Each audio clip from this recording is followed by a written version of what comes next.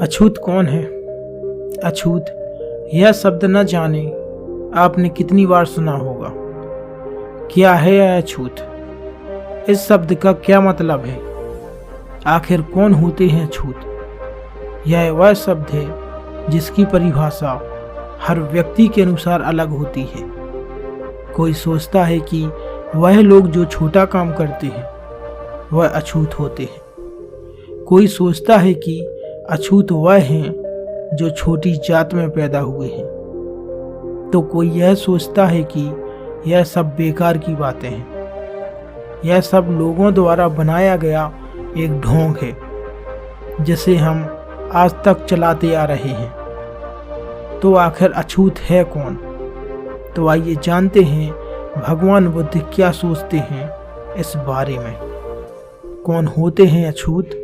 बुद्ध के द्वारा एक बार की बात है, महात्मा बुद्ध प्रवचन सभा में आकर मौन बैठ गए। वह काफी देर ऐसे ही बैठे रहे।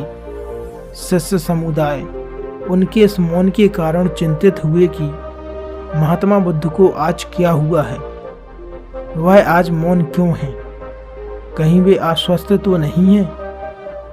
आखिर एक शिष्य ने पूछ ही लिया, भंते आप आज इस तरह मौन क्यों हैं? क्या कोई बात है?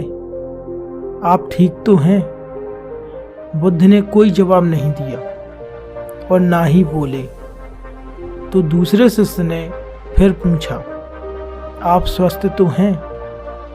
बुद्ध फिर भी मौन ही बैठे रहे। इतने में बाहर से एक व्यक्ति ने जोर से पूछा, आज आपने मुझे धर्म सभा में आने की अनुमति क्यों नहीं दी?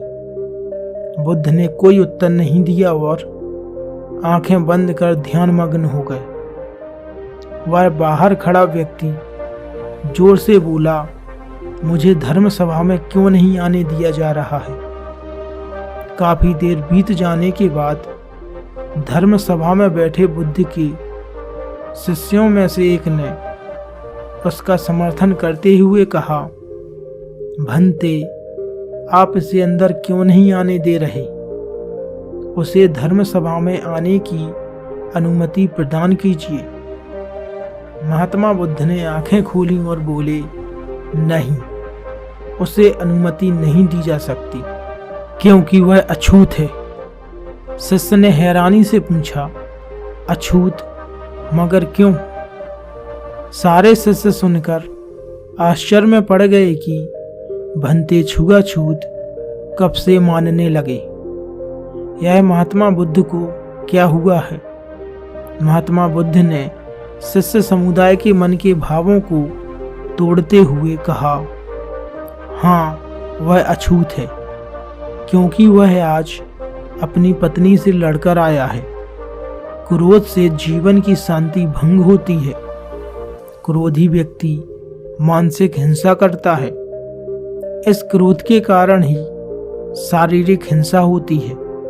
क्रोध करने वाला अछूत होता है क्योंकि उसकी विचार तरंगें दूसरों को भी प्रभावित करती हैं, जिससे दूसरे इंसान भी अशुद्ध हो जाते हैं।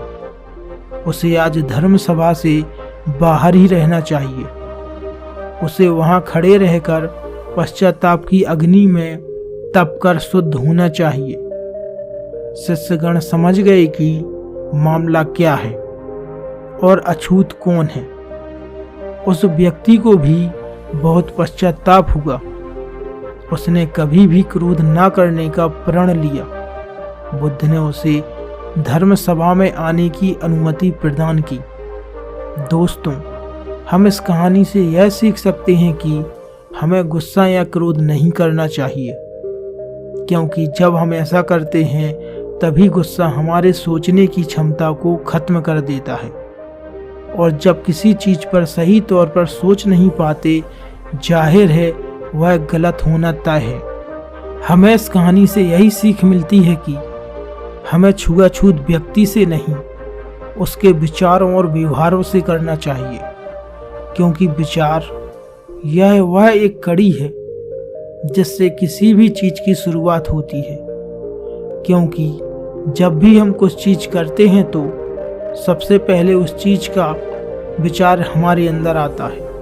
अगर हमारे खुद के विचारों पर हमारा नियंत्रण होगा तो हम हमेशा मीठा ही बोलेंगे। तो दोस्तों, अछूत के बारे में आपके क्या विचार हैं? कमेंट बॉक्स में आप ज़रूर बताना।